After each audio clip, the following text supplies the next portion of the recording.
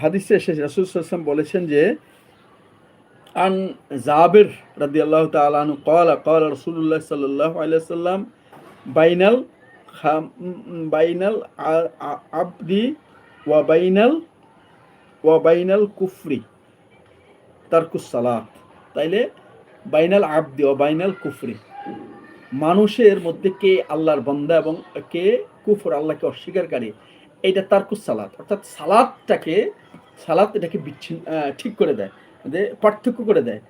রাসূল সাল্লাল্লাহু আলাইহি ওয়াসাল্লাম জাবের রাদিয়াল্লাহু আনহু তিনি রাসূল সাল্লাল্লাহু আলাইহি ওয়াসাল্লাম বলেছেন, বান্দা ইমানদার বা কুফরির মধ্যে পার্থক্য হলো সালাত ত্যাগকারী।